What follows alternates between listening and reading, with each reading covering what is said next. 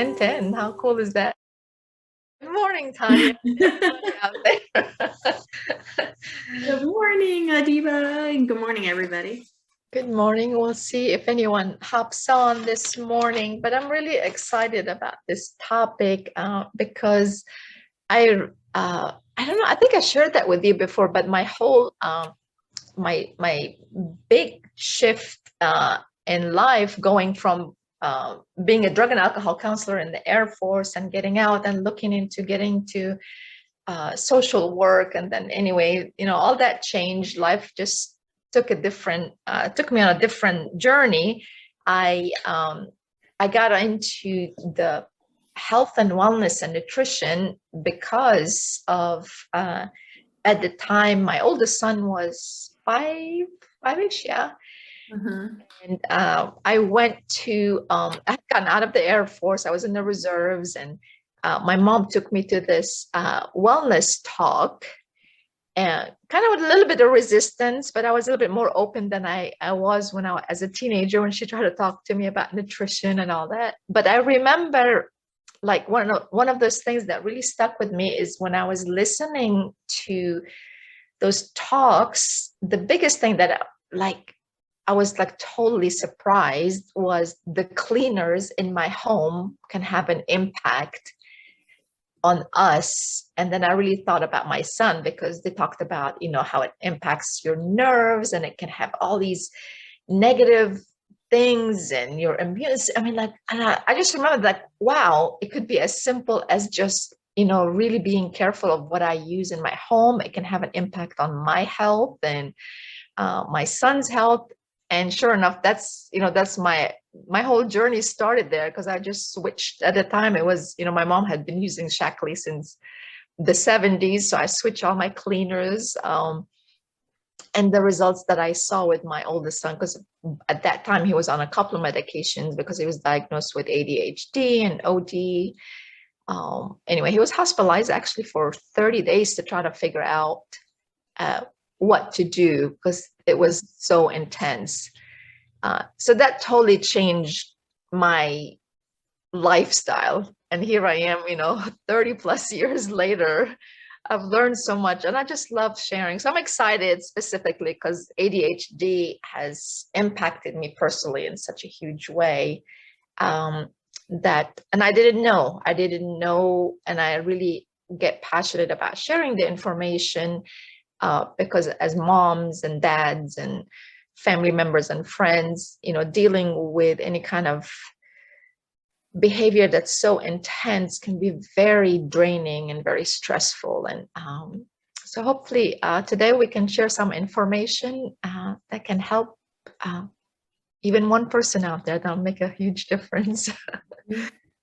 Yes, I agree with you. And thank you for sharing that, because, like you said, your journey started 30 years ago, with your son, and times have changed so much. And what we know now compared to 30 years ago, I really have to say kudos to you, because that, doing something like that and making those changes, and whether it be with supplementation or, cleaners, toxins in your home, that was really new. That was so new back then.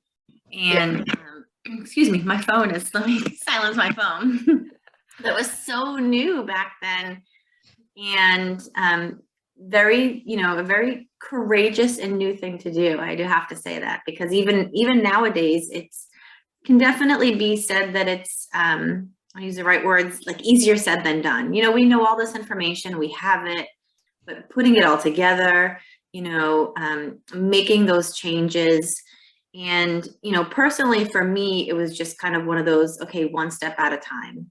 So I don't become overwhelmed with, what I want to do, where I want to go.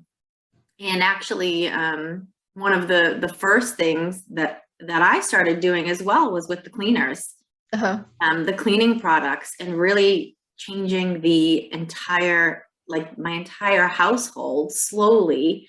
Yeah. And where it would just be like, all right, let's try this today. And not only for, our health and wellness, but also my big thing in regards to that was with eczema. Oh, myself and your my son, and I story. know that we've talked about this so many times, Yeah. but I didn't really notice it until we started using it. And then we'd stop and we'd travel or we'd go away or we'd go somewhere and we wouldn't have those products. And then I'd come back a week or two later, the eczema would spurt up again. It would, and for both myself and my son. So I just wanted to add that. I know that we're talking about ADHD today, but I love hearing that. So just the difference between what I'm doing now, what you started doing, 30 years ago to make those changes. I guess my point is, it's never too late. It doesn't, don't get overwhelmed. One thing at a time. Yeah. And supplementation doesn't work for everybody, or it might be, exactly what we say it is, supplementation. It doesn't mean that you have to cut out everything else, but little changes, little steps at a time. Yeah. It is so true because it is tough. It's not like you're hungry, you eat and you satisfy that. It's not that simple. Oh, and everybody's different. But as we were chatting before we got on live, I just wanted to cover some general information because we really want to empower families out there and give enough information. And if you're here watching, whoever, whatever, whenever you're watching that, hopefully that one thing that you need to hear is going to be there for you. And what I found interesting that I didn't know is that it's a diagnosis. It's a brain-based quote unquote disorder. And we're not here to give any medical advice. As always, we're just really sharing from experience and what we've learned. So that gives you the tools and inspires you and empowers you to really reach out and live healthier. So the ADHD, which I thought was kind of interesting, is that in 94, which is way back when, Yeah. ago, they actually, instead of having ADD and ADHD, they combine it as a diagnosis. But that was kind of an interesting thing. It doesn't change as far as what to do.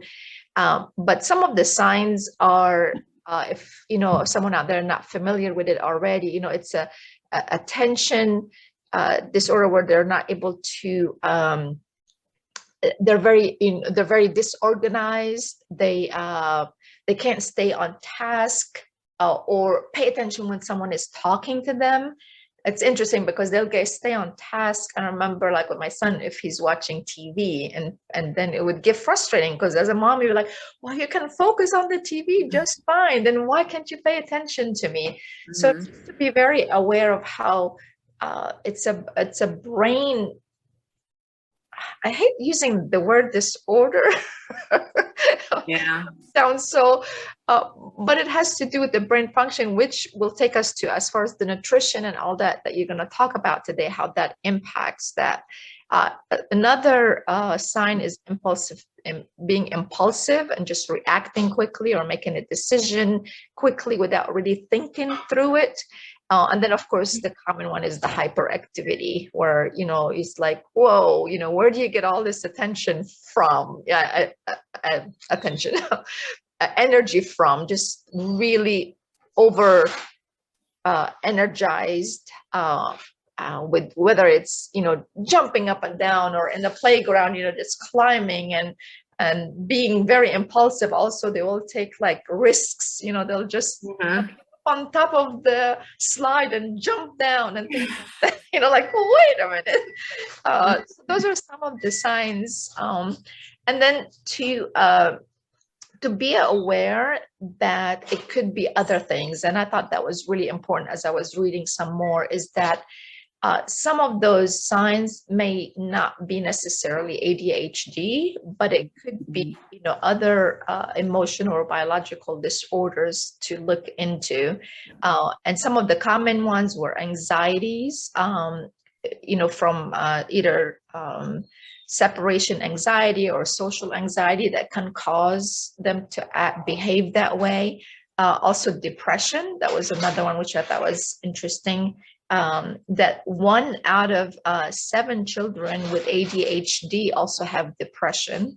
So something to look for. And then some ADHD medication will also have different effects that would look like depression. And the reason to just be aware of all that is to just look at the signs. So maybe they are depressed and it's not ADHD, but maybe if they're on the medication and they seem depressed, that it is the medication. And just to really be very aware of the possibility and, you know, what could be going on.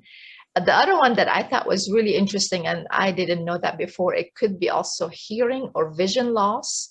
So if you can, you know, be in school and your child is losing hearing or vision, so they're getting frustrated, they get angry, they don't know what's going on, so they will behave certain ways. So that's possibility. Sleeping disorder, you know, like when you don't sleep well, you can be very anxious and extra hyper, or your mood or sad or depressed. And then the interesting one also is that if there are ADHD symptoms in teenager, to possibly look into substance abuse, because the statistics show that 50% of teenagers have at least once tried some kind of illicit drug. So to be aware of that as well. And then the lifestyle impact is like just day-to-day stuff. Is if a child is dehydrated, it impacts their brain. If an adult is dehydrated, it impacts your brain. So that, again, that can impact your behavior. Diet, and you're going to get into supplementation and eating well and all that. But what can happen is low blood sugar can also impact the behavior. You know, like if you haven't eaten, how your attention or your patience can be just very short. Caffeine. Now, what's interesting is that caffeine can help with focus, but then too much caffeine can have the opposite. So you'll hear, and if you read more about caffeine, if you just have a little bit, then it helps you with focus. But then if they have too much caffeine, it can go the other direction. Lack of sleep. Stress, remembering, and that I think is really important. That was a big deal to me, is that realizing that even as parents, when we have stress in our life, whether it's financial or relationship, and we try to shield our children from it, they still pick up on it. Even though we think we're behind closed doors or we don't talk to them about it, they pick up on the stress level that we're experiencing, and that can impact them as well. And then it also could be, you know, they're very gifted, they're bored, and that can cause them to behave certain ways. So look into, maybe at school they're not challenged enough, they want to do more, they're interested in other things, and possibly bullying. And I thought that, because bullying is a big thing today, I mean, there's so much of it going on. So it could be a reaction to being bullied at school. And all that to say is that it doesn't necessarily mean they have ADHD, but they could be reacting to just lifestyle happenings and what's going on with them and with their families. And what is it? It's 15 million Americans have ADHD, according to the stats. Wow. I was like, so you don't have to feel like you're alone. So there's, and then I know that we chatted about you getting into how our food and supplementation and diet and exercise, all that works together to help our kids be healthy, happy, and thrive. So I'll pass it back over to you, because that's definitely one of my biggest thing I'm grateful for, is understanding how supplements make a difference, and the cleaners, and then eating well and all that. So I'll hand it over to you to share that information. Thank you, Adiba. That was actually really interesting, some of those facts, and then, that I didn't know about. I'm sure that some of our listeners didn't know about either. And I think that, what you just said, one of the most important things to remember is that everybody's situation is different. Every person is different. Every child is different.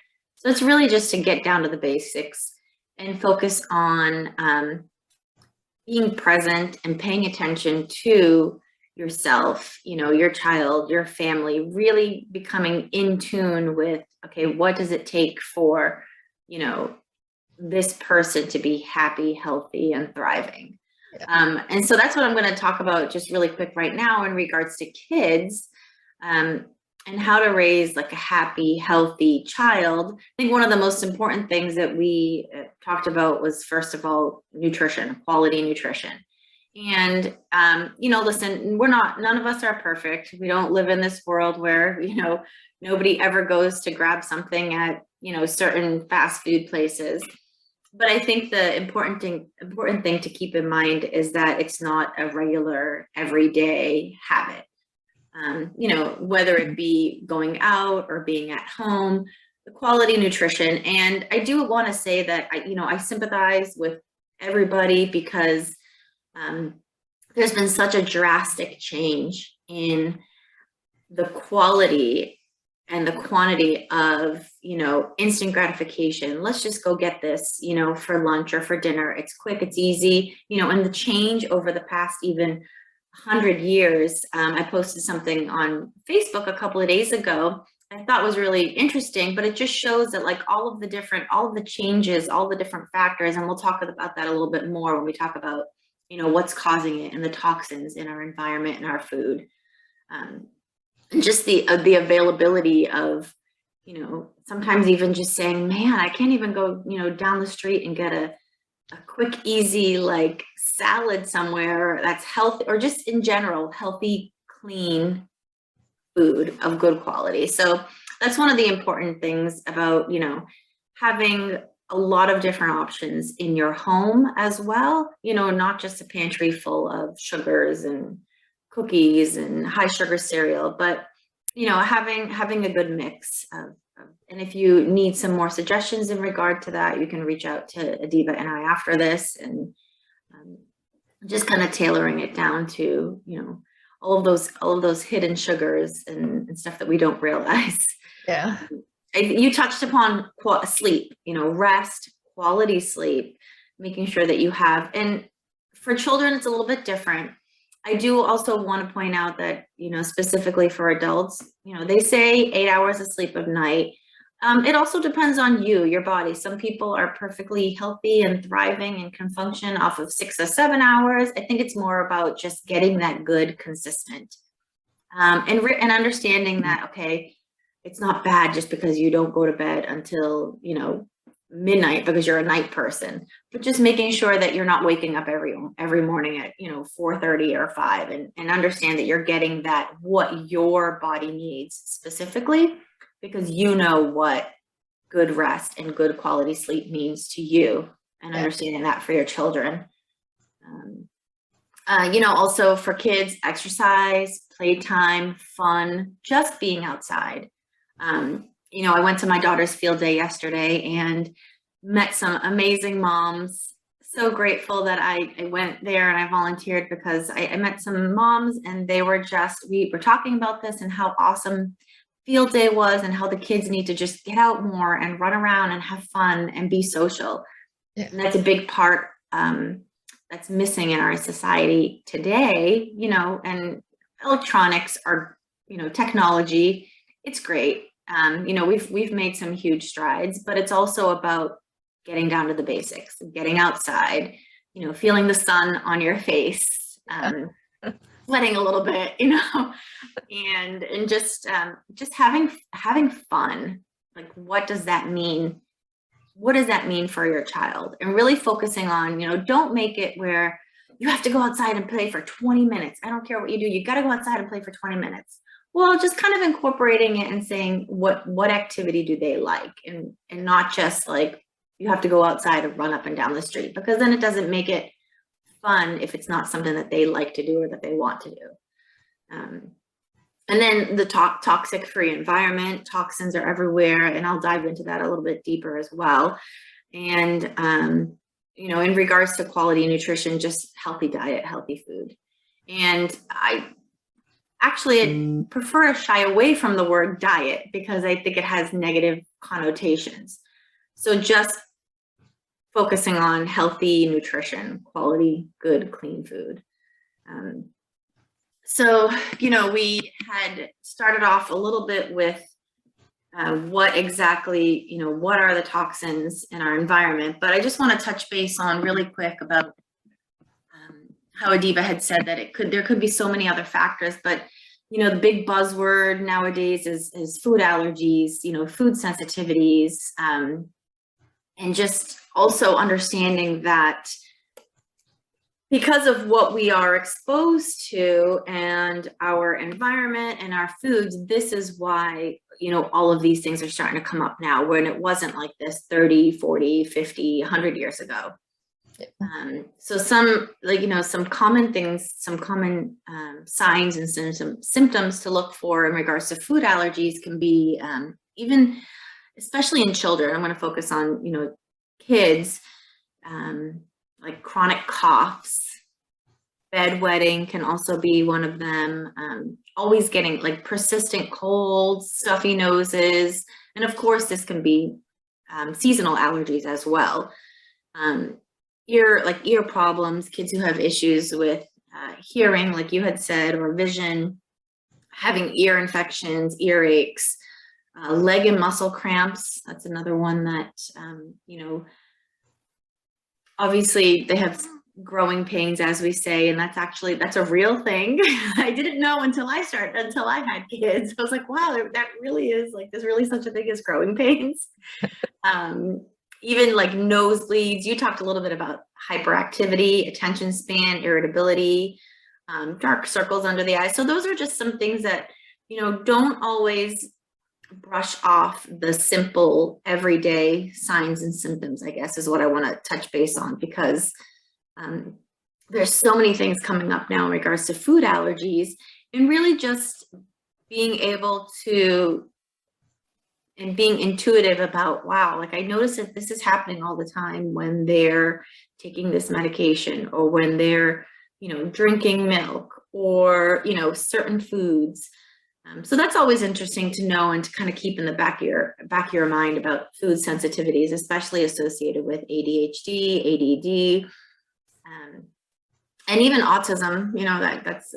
It can be a different topic in and of itself, but a lot of this information also pertains to autism, children with autism as well. So, gluten, milk and dairy, corn, nuts. We all know about food allergies, but just kind of touching on that and what is causing. One of the main factors that I'd like to discuss that you brought up, Adiba, is just toxins. What is causing these things? What is it in our environment that's making us more aware of, all of these, diagnoses that are coming up, these food allergies, and the air, the air that we breathe, they talk about, global warming, all of the effects of just our lives, how much everything has changed in our environment and the air that we breathe. And even just like, for example, coal burning from factories, lead, or just, I don't know. I know that there's so many different things. I don't want to touch on one in particular, but just the air quality, water, water pollution, waste, medications, pathogen. I was listening to something I saw something the other day about how they're starting to see a lot of like, don't quote me on this because I heard it in the. Oh, I think we lost Tanya for a moment there. So while she gets back on, I'm just going to kind of pick up where she left off and what she was talking about. And I wanted to mention that when we think about a lot of the toxins in our environment coming from big manufacturing, and we tend to forget that there are so many of us that have our own homes. So when you think about how much toxic cleaners we are putting down the drain, that has a huge impact as well. And I believe there are numbers out there where it shows that we are the biggest contributor, more than those big manufacturers and all that, that we as families, the cleaners that we are putting down the drain. There you are. I'm back. So you disappear, but I was just sharing how us as families, all of the cleaners that we put down the drain, that we try to clean our homes with, are actually a bigger contributor to the environment being toxic than all the big manufacturers. Because when you think how many homes we have now and how much of those toxic cleaners are being just flushed down the toilet or just down the sink, to really be aware that we can have a huge impact in our homes. And I'm glad you're back, so we'll give it back. No, I'm sorry. That was actually, I don't know what happened. Oh, you're on cue right now. You're back on the computer too. Oh, there you go. The fun part of technology. So just as we were saying in the beginning that we think we have the technology down pat, here we are. You lesson. I know I kind of jumped in on my phone really quick because I think I don't know what happened. Anyway, I think I pulled the cord and my laptop doesn't really stay charged. I need a new laptop. It doesn't stay charged unless I have it plugged in. Yeah. But yes, that was the next thing I was going to talk about. Thank you, Adiba, is that in regards to water, just like toxins and everything going into our homes, what we use on a daily basis.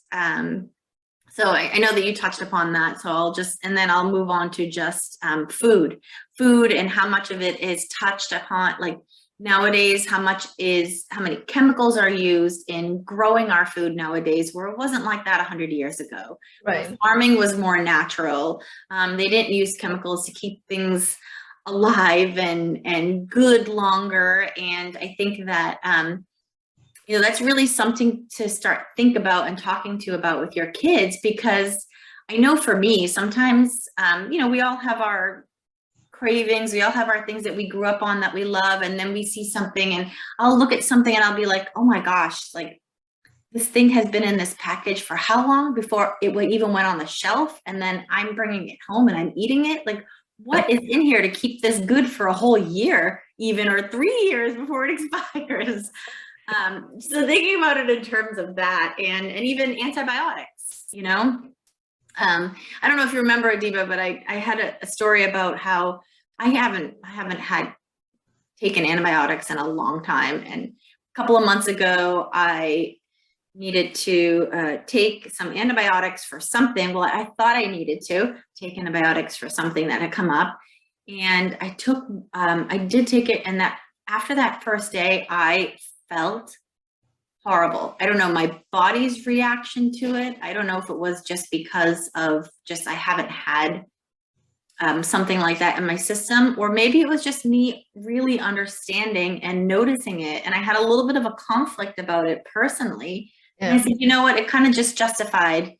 And I was able to just, and like you said, no medical advice. This does not work for everybody, but understanding the power of your body, heal your body and your mind, and to heal on its own, as well as, with medicine, doesn't always work in every situation, but just being in tune with that and with your kids, and how much nutrition has deteriorated even since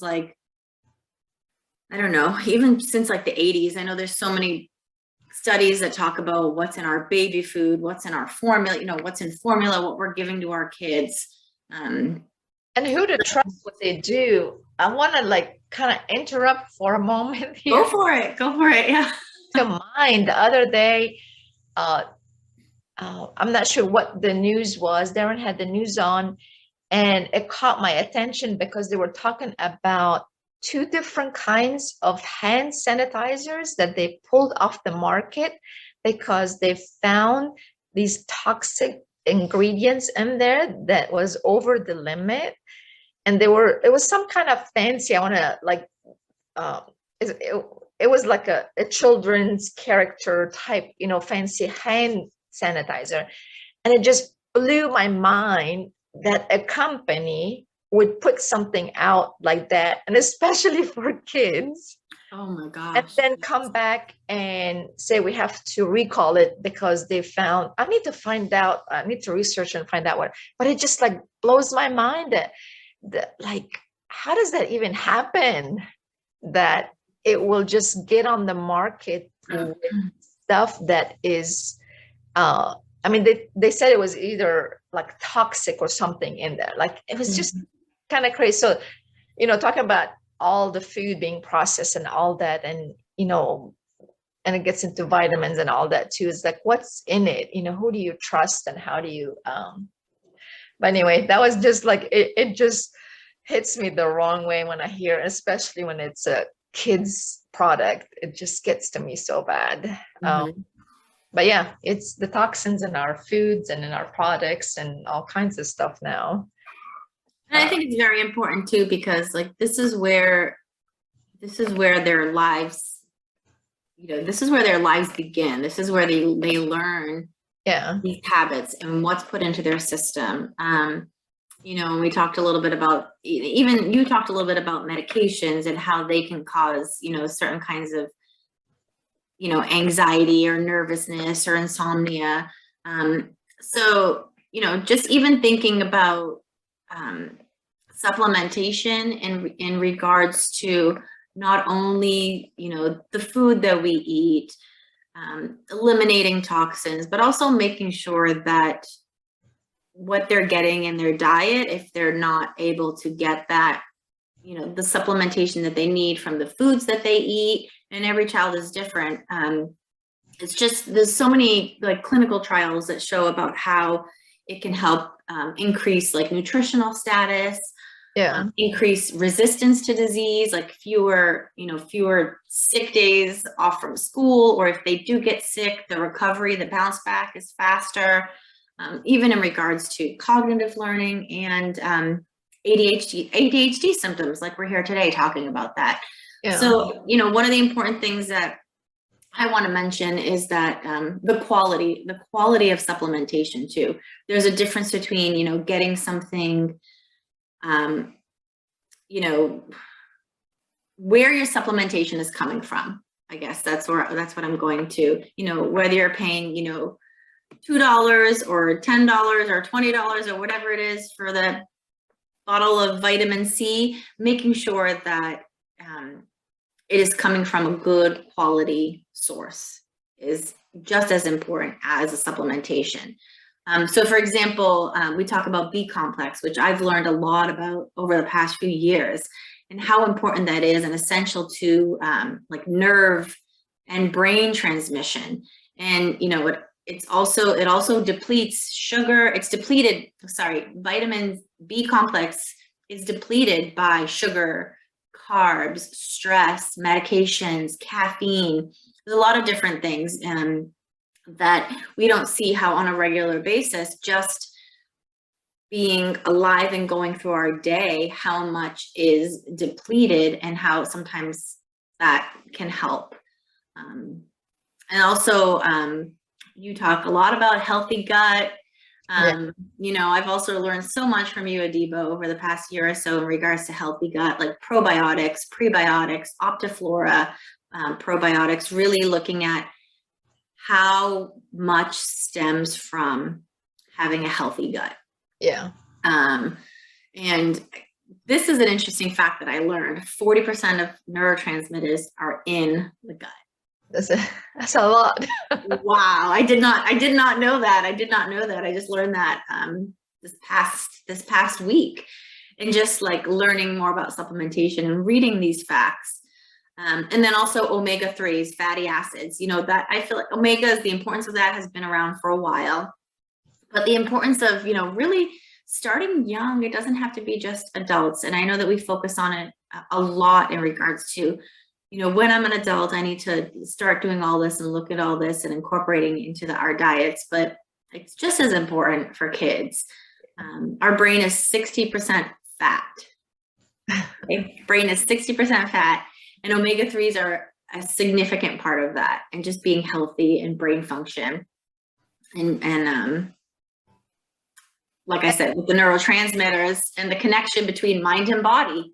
Yeah. It's really focusing on what can I do to make my mind and my body function more in sync. Yeah. Protein every day, we all know this is not a new fact, protein and how much of having protein and incorporating it. It's a great breakfast for supporting learning and focus. And, even if it's just in the form of protein shakes, you're having a hard time getting that in. Drink a shake. Yeah. To incorporate a little bit more. And it helps with the blood sugar too. Like we had talked before, is one of the things that impacts our behavior is our low blood sugar, and protein helps make sure that blood sugar stays even, so it doesn't, have spike up with like a cereal. Your blood sugar will spike up and then it'll drop. But a nice, good, solid protein shake is an easy way. So instead of a glass of milk, I just visualize, giving the kids the protein shake. I have some really cute pictures with Caleb when he was little drinking his protein shakes. But think of it as a glass of milk, and then they can have something else with it. But to really know that the protein helps it keeps your blood sugar from fluctuating so much, so that can help with behavior for sure. Yeah, and you mentioned caffeine earlier, and in the interest of just saving time, I just want to touch base on that real quick and just give an example. I've never been one to not be able to drink caffeine, but I've noticed all of a sudden over the past few, I guess, years, and I think when I started telling my friends and family, I think they thought I was a little crazy. Like, what are you talking about? I've noticed that having caffeine in the morning. So I'm a shake person for the morning. However, I don't like to eat as soon as I wake up. So, I'm waking up 6:30, getting everything ready. I don't have breakfast till maybe 8:39.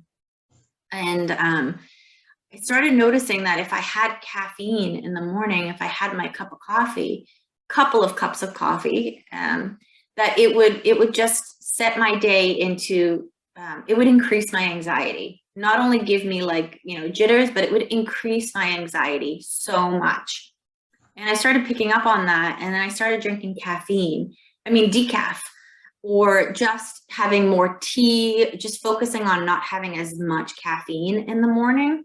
Yeah. And don't get me wrong, I still drink coffee, and I still do have caffeine, but understanding that, okay, I don't know what's going on, but I now understand myself. And I know that if I have this, or if I have too much in the morning, I'm going to start getting frustrated that the kids aren't getting ready faster, that I'm not getting to where I need to be, and rush and stressed out. And just understanding that, okay, this is a change for me. It never was like that before, and now it is. And things can change, and just the importance of, like we just talked about, being in tune with your mind and your body, and what that means to you specifically and your children. Yeah, that's the biggest message. Yeah, to really become aware and listening, and anyone can do it, but it's a practice. It's really becoming very in tune, like you say. And it's funny because I remember a while back is, how on Monday mornings I would feel so bad, and a lot of it was because I have to go to work and that, but it was a combination of noticing that on the weekends when I'm off, I would be eating a lot more junk stuff, and Sundays would be a lot of pizzas and desserts, and it just overindulging in bad stuff, which was really good back then, right? But making that connection with how that impacts your mood also, and how you feel. And now I feel it, if I know if I eat, couple of slices of pizza, how it's going to impact me. And it's really, it's empowering. And that's what I'm excited about with these talks, is just really giving that information, sharing the information with others. So they're like, oh, that's why I'm feeling that way, just become more in tune with what's going on. Yeah. And like you said at the beginning, we're not here to give medical advice in that way. And 100% agree with you. I think it's really good to focus on your needs, Yeah. focusing on your body, your intuition, but also that not only not only do you begin to see the change in yourself, but in the same way your environment and your kids start to see it, and then they start to want to model that behavior, model that lifestyle. And it can be a slow process. It has taken us a while to transition. And, like I said, none of us we're not perfect. We're not saying that you have to be on it 100% of the time. But just Self. be aware of, being kind to yourself, giving yourself grace to know that, like, well, I'm going to do this, but I know how it's going to feel, but that's okay. I'm going to do this one time, and now I know and I understand. Having knowledge is power for sure, and then you can make those decisions. It's interesting. I think it must have been on Facebook. Someone was talking about one of the fast food places are not going to have maybe the grilled cheese anymore on the menu. And I was noticing all these moms are like, oh, that's the only thing my child will eat. And then it's like, I can really see how years ago, how I took my first child to like McDonald's all the time. And like, like, oh yeah, this is great. But when I was reading those posts, I was like, oh, wow, it's still happening.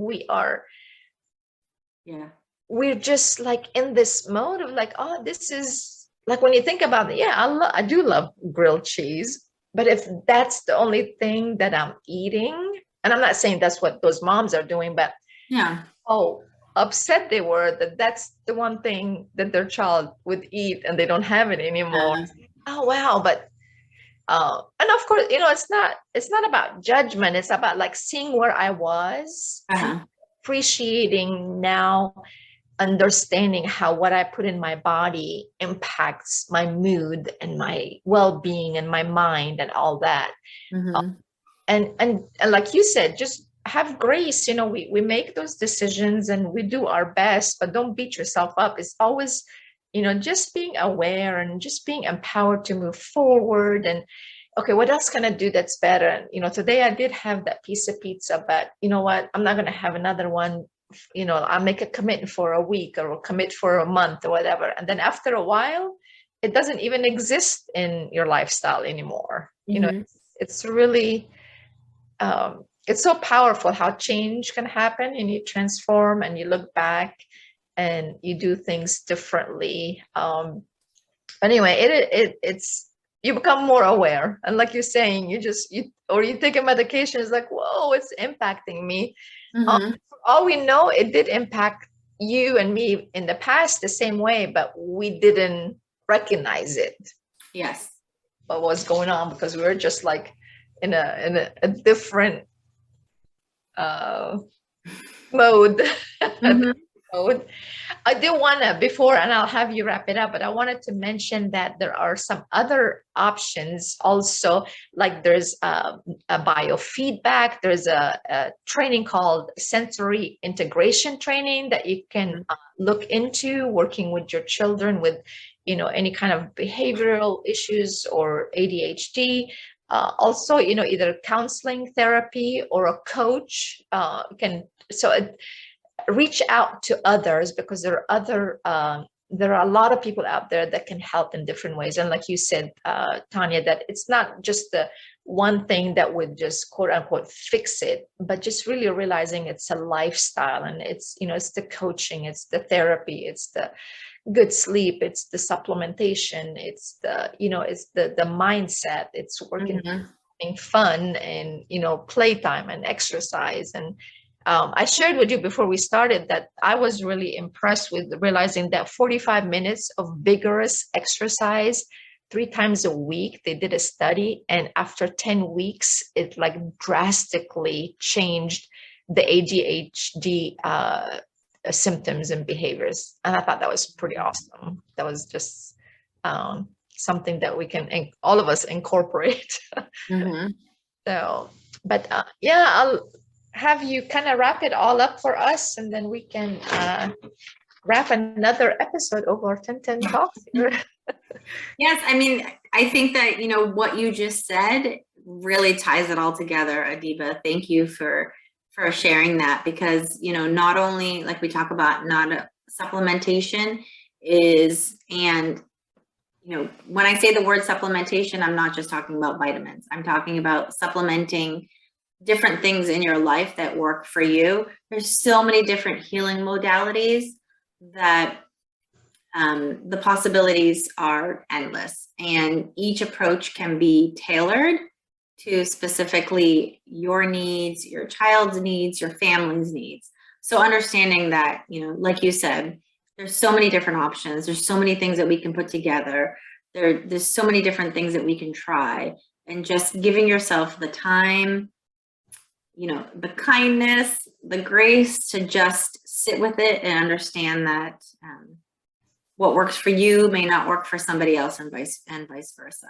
I think that's what we want to drive home, and what we want to really end with, I feel, is that that connection, that understanding of self, and that intuition of knowing that you know what's right for you, and not always just being so, you know, judgmental in regards to giving it out as well as taking it in, you know, not being so hard on yourself if something doesn't work for you. Or if, you know, you've tried all of these different things, because it really is a tailored approach. Whether it be health, nutrition, medical, physical, and just focusing on that. That's a great note to end on. I love it. You said it a few times, is give yourself grace, you know? I know. I say it many times during my day. I think it throughout my life, because I've really embraced it with saying, you know what, it's okay. And it's really important to be able to do that, because just because you've had a bad day, it doesn't turn into a bad week, a bad month, a bad year. You know, knowing that, like, you know, nobody's perfect, and I'm okay with the fact that this is how I was today. This is not set my standard or how I will be tomorrow. Right. Absolutely. Well, that's a great note to wrap it up. And on.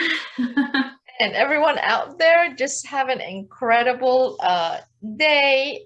Enjoy. Reach out to us with your comments, questions. We are here to on those talks to really share our experiences and knowledge that we have, and we'd love to hear from you, so you can we can all step into our best, and we can have a world full of healthy, happy humans. All right, we'll see you all later. We'll say goodbye and turn it off. Bye. Bye. Lisa.